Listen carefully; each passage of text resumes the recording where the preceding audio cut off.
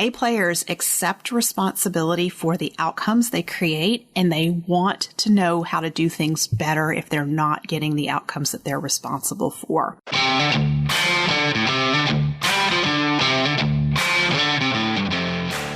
You work hard in your business. On the Profit by Design podcast, we ask the big question. What has your business done for you lately?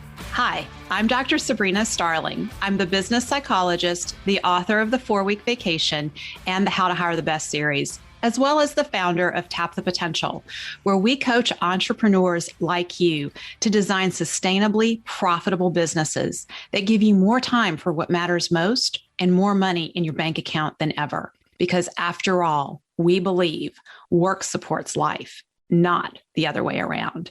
Weekly on the Profit by Design podcast, we bring you tips, tools, and strategies from our own experiences and from the experiences of our guests who are entrepreneurial thought leaders and real life entrepreneurs, all to support you in making intentionally profitable and sustainable business decisions to live the lifestyle you desire. Are you the bottleneck in your business? If you're the bottleneck in your business, one of the signs that you're the bottleneck is that nothing gets accomplished until you move something forward and you look around the business and you see all kinds of things piling up. And likely this causes you a lot of frustration. I want you to know that you don't have to be the bottleneck in your business, and there is a way to communicate and build the culture in your business so that you have team members who take responsibilities off your plate. And not only do they take responsibilities off your plate, they take responsibility for decision making and problem solving in relation to those responsibilities they're taking off your plate. That's right. I'm talking to you about creating a coaching culture in your business. And it may be really hard for you to imagine that if you are the one who is the chief problem solver currently in the business. And I want you just to hold the beliefs that it is entirely possible. And as you do this, I want to invite you to shift your question and think about what is possible. What is possible for you when you have a coaching culture in your business? At Tap the Potential, we are all about supporting business owners like you to design a sustainably profitable business that gives you more time for what matters most and more money in your bank account than ever. One of the key things that you can be doing to have that business that doesn't eat up all your time and that really supports you in living a good life as the business owner is to create a coaching culture. A coaching culture in your business has multiple benefits. So one of the biggest benefits to a coaching culture is how it impacts you, the entrepreneur, and your quality of life. In my research with over 225 entrepreneurs, one of the findings is that almost 9 out of 10 of us feel like the business is overly dependent on us. When we have this business that's overly dependent on us, there's tremendous mental load that we're carrying around.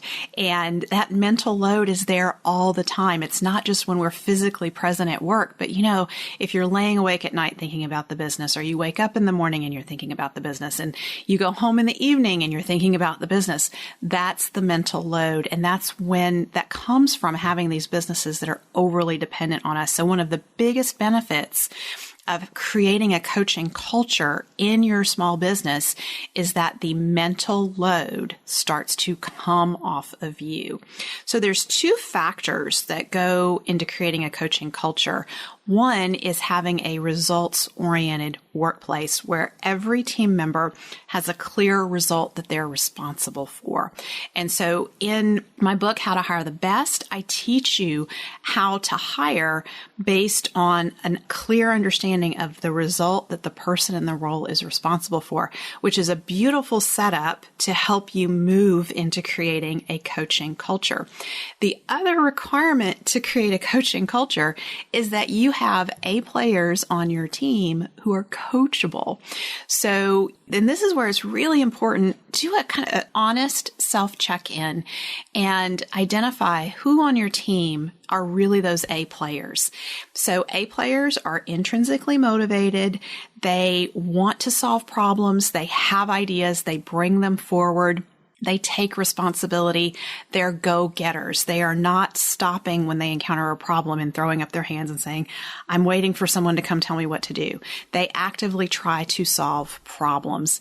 The other quality of A players that ties right into this is coachability. So A players accept responsibility for the outcomes they create, and they want to know how to do things better if they're not getting the outcomes that they're responsible for. So when someone is putting a lot of blame on others or circumstances and just saying, I don't know why I got the results that I got, it just happened, they're not coachable. So you want to build your team of A players who are coachable, because that makes it so much easier to create a coaching culture. Because at that point, once you have these A players on your team, at that point, you're teaching them skills for how they communicate and how they think in a coach-like way. And you're learning skills for communicating and thinking in a coach-like way. So you want to have a results-oriented work environment, and you want to have A players. If you are struggling to hire A players, if you're struggling to hire at all, but especially if you're struggling to hire A players, I recommend you check out my book, How to Hire the Best. It's available on Amazon. Another benefit of having a coaching culture is what it does to your profitability. So on the Profit by Design podcast, we are all about supporting you in designing sustainably profitable businesses. So you know that payroll is your biggest expense in the business. If you're not doing anything to develop your team, it really is an expense. Your payroll can be your biggest investment in your business if you are proactively developing your team. So when you are proactively developing your team, you're building a culture in the company. According to a Harvard study with over 200 companies, a strong culture increases net income by 765% over the course of 10 years. So let that sink in for you. The impact on your profitability when you have a strong culture is significant. So when you're investing in your team and when you're investing in developing the culture, this is one of the biggest, most powerful investments that you can make in your business for multiple reasons. Number one, your own mental well-being as the entrepreneur. But the other interesting finding that is in our research with over 225 entrepreneurs is that one of the pillars to having a high quality of life as an entrepreneur is to be investing in team development, investing time, investing resources, investing in training. When you are developing your team, you're growing leaders in your company. You're growing people who want to take responsibility, who want bigger and better challenges. And when you're creating a coaching culture as part of this team development, what's happening is you're allowing people to make mistakes and expressing that these are a part of a learning opportunity. Mistakes are learning opportunities. So when you have a coaching culture, people will speak up about mistakes. And especially when you couple that with a principle that when mistakes happen, we look first to our systems and how we can improve our systems to prevent mistakes like that in the future before we start blaming and finger pointing. So when we start blaming and finger pointing and judging, we undermine our team's problem solving and creativity. But most importantly, we undermine our team members' willingness to speak up about problems. So big part of a coaching culture is making it okay to talk about problems and mistakes and having this mindset that we're all going to come together and we're going to be curious about what led to the problem, what were the breakdowns in the systems, what can be strengthened and what can be improved, and doing that without blame, without judgment. And it's a charge neutral conversation versus an emotionally charged conversation where someone ends up feeling defensive and shutting down. So when you're in a coaching culture, there is a you're fostering creativity and problem solving, and people feel safe and supported because of this. And that's when the best problem solving comes forward. So, there's so many ways that a coaching culture has a positive impact on your profitability. One of the big ways is your retention and your retention of A players. A players are much more likely to stay at a business where they feel safe and supported, where their ideas are valued and respected, where they have the opportunity to demonstrate that they are competent and they have the opportunity to continue learning and challenging themselves. All of that is part of a coaching culture, which has a positive impact on your profitability and your own well-being. But the other positive impact comes from the team and how they feel while they're working in your business, and the impact on the clients and customers of the business. When your clients and customers encounter team members who are curious, who have a strong desire to help, and who avoid getting defensive or judgmental, your clients and customers are going to have a much better interaction with your company. So there's so many ways that this coaching culture positively impacts your business. So imagine having a coaching culture and what that feels like. So I want you to imagine that you have team members who take initiative, who think on their own, who engage in creative problem solving. They make decisions and they take action in alignment with your immutable laws. And they're thinking about serving the highest interest of your top clients and the strategic objectives of the business. That's what it means to have a coaching culture. And imagine your team members at all levels engaging in open, honest, supportive communication with one another. Imagine your team members routinely giving that supportive and critical feedback to one another, not to tear someone down or to make them feel bad, but doing it in a way to elevate the other person and partner with them and be a part of the other person's growth. That's what coaching is. It's really about partnering together. We have a problem in front of us, or we have a challenge in front of us, and let's work together to figure out how to overcome this particular problem or challenge. That's a very different type of communication that happens in most businesses and organizations. Another aspect of having a coaching culture is the team working in harmony to achieve goals together. So a lot of times in businesses, employees feel like they are in silos and there's not a collaboration. There are not overall arching goals that everyone is working towards. Or if there are those goals, the team members aren't aware of them and they're not aware of how what they're doing is making an active contribution toward those goals. So in a coaching culture, there's an experience of we're all working together. We know what our goals are. We know what our specific responsibilities are with respect to achieving these goals. So let's define what coaching is.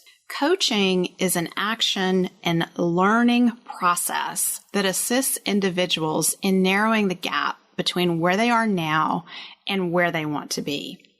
So let's break that down a little bit. Action and learning process. So we have to, in order to be coachable, we have to be taking actions, and then we have to be reflecting on our actions in conversation with our coach, and we're learning through that reflection. And it also assumes that we have a gap between where we are now and where we want to be.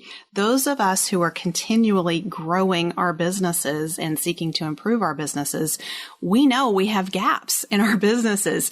We know, hey, I'm here now and I want to be over here and there's a gap. So I need to bridge that gap. And that's where a lot of us business owners get coaching, because we want to bridge those gaps.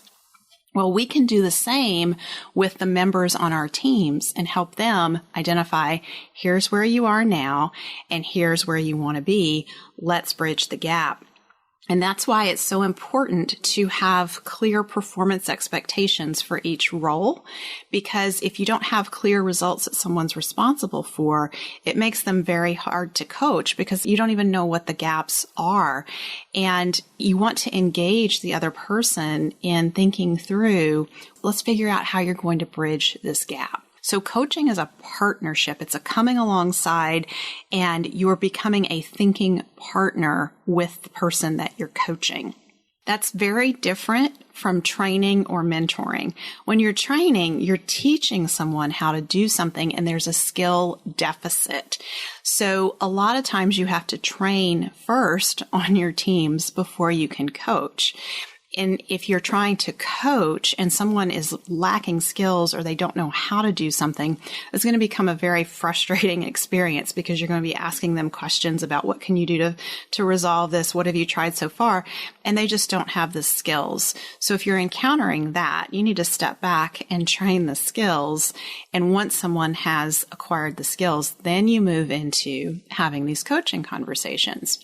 Mentoring is advising someone based on your own experience. And the person who's coming to you for mentoring understands that you've had a very specific experience and they want to learn from your experience. So coaching is about supporting someone in their own growth and development and having their own experiences. You're not advising them. Coaching is not advice giving. You'll see more advice giving in a mentoring relationship, and that advice is given based on the mentor's experiences. And in fact, when you're trying to coach and you slip into advice giving or you disguise suggestions as questions like, have you thought about trying this or that? Those are what we call quagestions, and that's actually advice giving. And what's interesting about advice giving is that it's our human nature to push back against advice and to say, no, that won't work because, or I've already tried that and it didn't work. And that shuts down the creative problem solving that's going on. So I really encourage you when you're trying to coach that you avoid those types of quagestions and focus on asking those open-ended questions, like the question that I began this podcast episode with. What's possible for you when you have a coaching culture in your business, right? That gets your ideas in your brain. You start thinking about things versus if I said to you, have you tried coaching? You might say, well, yes, I've tried coaching and I didn't have a great experience with it. It doesn't work. I'm not sure what to do. Or, it just feels like our conversations don't go anywhere and my team members are not moving forward from the conversations we're having. So you go into all the things that you've tried that didn't work, which shuts down the possibilities and the creativity and what's possible conversation. So coaching always comes from that perspective of let's be curious and let's see what's possible here. When you are coaching, there are some assumptions that you hold. One assumption is that the other person is whole, capable, competent, and complete. Let that sink in a minute. The other person that you're coaching is whole, capable, competent, and complete. Right? So that means you don't have to solve problems for them. They're capable of generating their own ideas and coming up with solutions.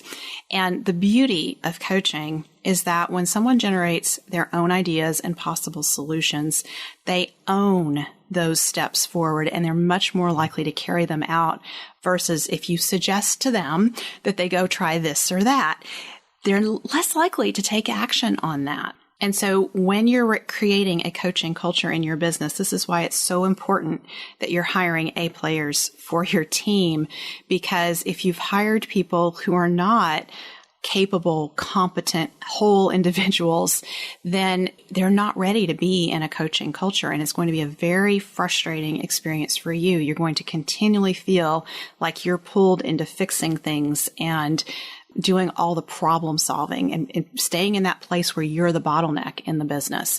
So hiring those A players, when you have A players on your team, you can assume they are whole, competent, capable, and complete, and you can partner with them to solve the problems and challenges that are coming up. So let's break down the elements of a coaching culture.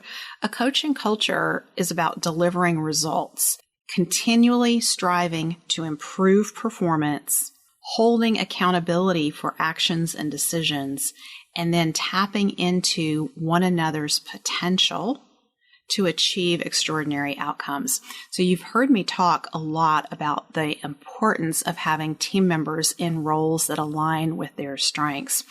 This is really the groundwork for creating that coaching culture where if someone has the strength needed to do the job, to deliver the result exceptionally well day in and day out, there's a lot of potential that can be tapped into to deliver extraordinary outcomes. And that creates the opportunity for really good coaching to happen. So when does coaching happen in a coaching culture?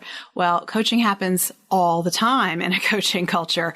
When you're in a meeting and there's a challenge in front of the group or a problem has come up with a client, team members who've learned how to coach will go immediately into asking powerful questions and seeking to understand the situation. And through the powerful questioning, ideas and solutions will come forward. This is very different than being in a team meeting where a problem is brought up and one or two people jump in with, here's how I think we need to solve this. And then a solution is picked and you move forward with it. It may or may not work. So there's a much more thoughtful, collaborative approach to problem solving on a team when there's coaching going on. Coaching also happens at specific times. You want to have one-to-one meetings, ideally on a weekly basis, with the team members. So each team member should have a one-to-one with someone to whom they directly report, and that should be happening on a weekly basis. Those can be very short meetings. They don't have to be long. And those are meetings about, let's check in, share the results that you got last week. What's working well? What do you want to be intentional to do more of? And where are you struggling? What support do you need from me? Those are all critical elements of a coaching conversation. And the team member is leaving each of those meetings with clear action steps that they will be accountable for over the course of the next week. And then you have the following week's meeting, the one-to-one, and they're bringing to you what they accomplished. And so that's this ongoing process focused around performance improvement and really tapping into strengths and resources to continually improve performance. So the beauty of this is that your team members are getting ongoing, continuous performance feedback.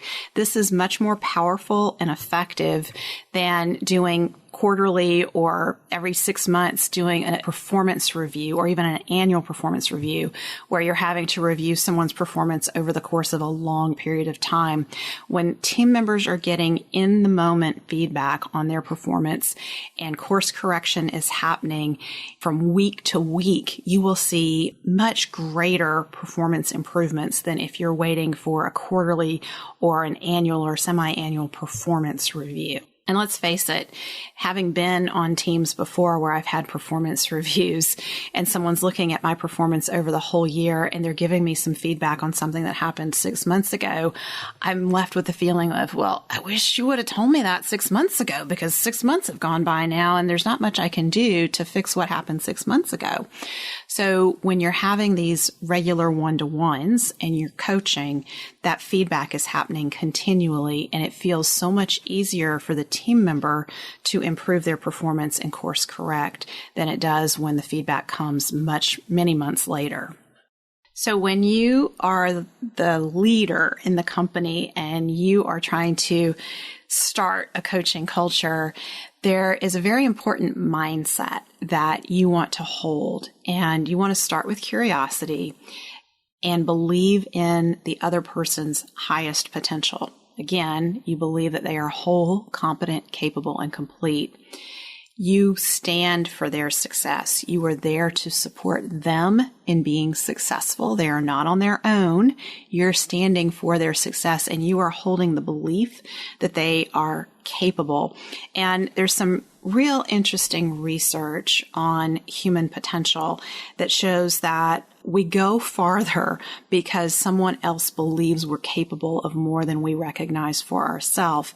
But that stretch, and that's really what we call a stretch, where we're stretching and growing, that stretch has to be believable. If it's so far-fetched that we can't envision that as a possibility for ourselves, then we'll shut down and we will just say, that's not possible for me. I think that's outrageous. And we won't stretch and grow. So you want to find that sweet spot of the stretch where your team member is stretching and growing and you're saying, I think you can do more. I think you're capable of this. I believe you're capable of this. So an example of this is if your team members are in the habit of coming to you to solve problems because they feel like they need to get your approval, you might let them know you're going to start asking them for their ideas and what they've tried so far. So you want to create that expectation of 3 before me. Try 3 ways to solve this problem before you bring it to me, or come to me with 3 ideas for how you might solve this problem. And you want to, when they come to you, instead of just jumping in and telling them what to do, because that's probably going to be your natural tendency if you've not had a coaching experience yourself, you're going to want to just jump in and solve it. And so once you create that expectation of 3 before me, then when your team member comes to you with a problem, say, well, what ideas do you have? Or what have you tried so far? And then you want to put the imaginary duct tape over your mouth and be quiet and see what ideas they come up with.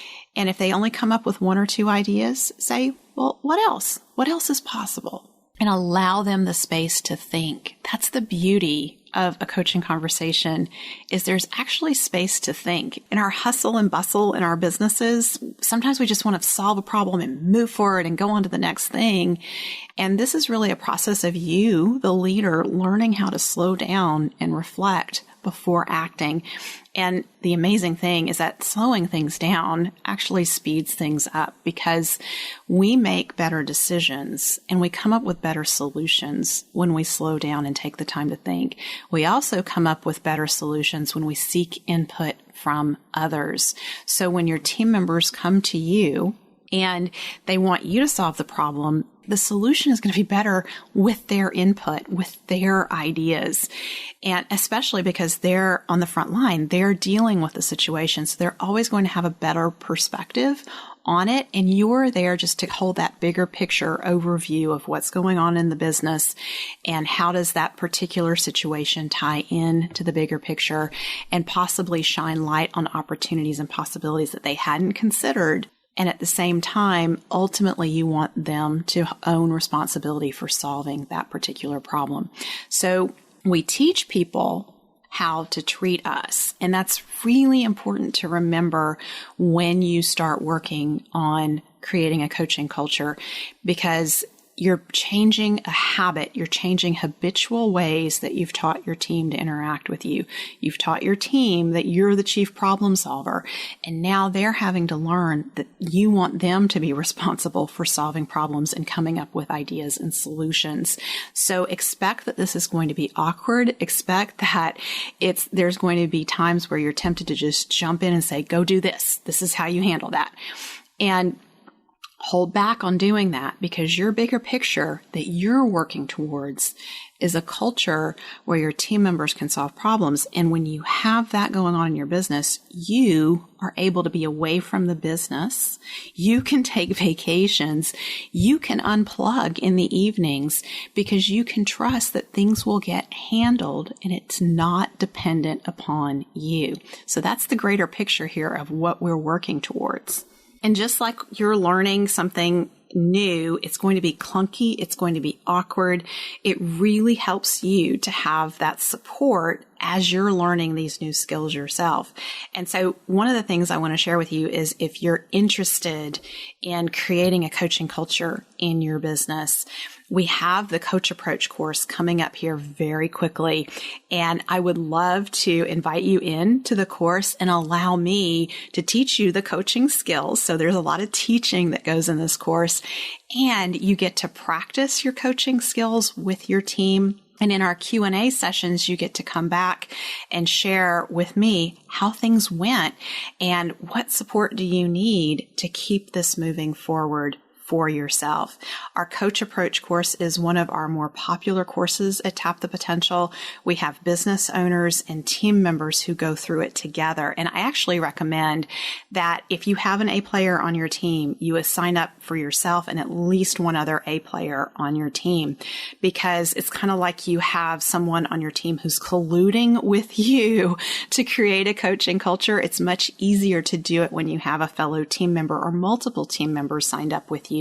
And so you're all learning these skills together. You're practicing them together. And the rest of the team, you'll notice that the rest of the team comes along and gets into the rhythm of the coaching culture and problem solving and asking these powerful questions. It happens much more quickly when you have multiple team members who are having conversations with one another in that way. You can register for the course at tapthepotential.com/coach-approach. Again, it's tapthepotential.com/coach-approach.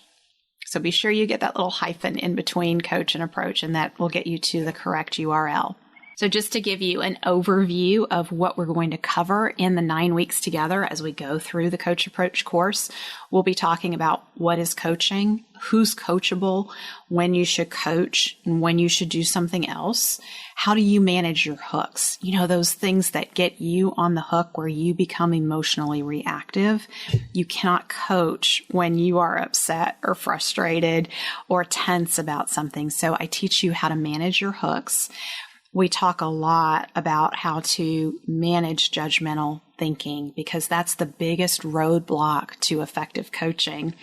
We learn how to create accountability and hold accountability and really build that high performance culture. And all the while you're learning how to really engage and leverage the strengths of your team members. And you're learning the coaching conversation model, which is a very simple model that you can just hold in mind as you go into your one-to-ones or even in just general coaching conversations that happen on a day-to-day basis. And we will also talk about coaching when the stakes are high. So by that, I mean how to integrate coaching skills into crucial conversations where there's a lot of emotional intensity or emotional charge. Somebody's really upset or angry.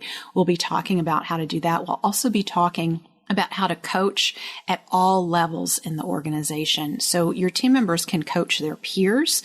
Team members can coach up. So when they have feedback to give you, the leader, your team members learn how to do that in a way that is helpful to you and that you'll be able to hear, which just is going to make you a better leader.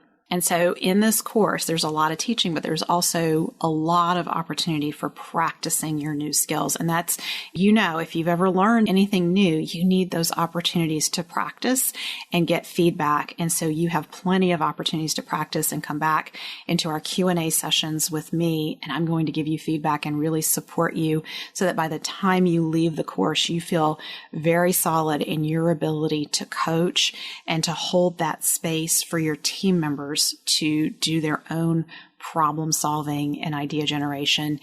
And if you struggle to hold your team members accountable, you really want to be in the Coach Approach course because that's the accountability conversations are woven into every single coaching conversation you have.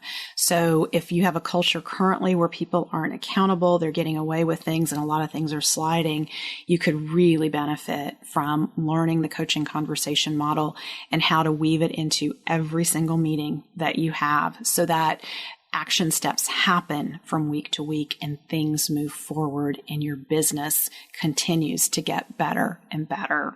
So one final bonus that I want to share about the Coach Approach course is you register for it once and you can repeat the course as many times as you want. And so it's a tremendous opportunity on a yearly basis or every 6 months even to come back in the course and get a refresher on coaching skills. And I encourage you to do that because your coaching skills and your team's coaching skills will get better and better as you do that. So again, if you want to register and join us, I'd love to have you. I'd love to support you in this way. Go over to tapthepotential.com/coach-approach.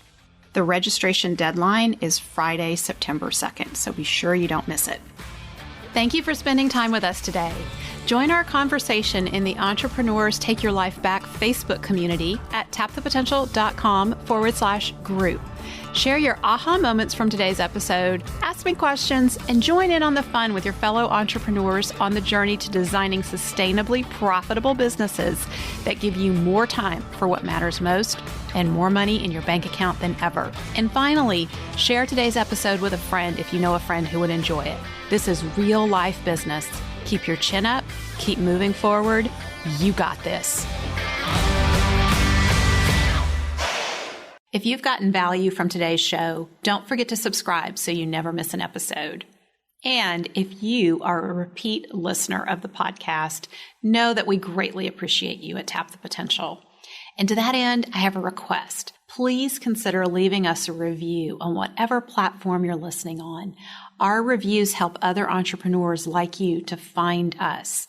Be a part of our movement to help entrepreneurs take your life back from your business.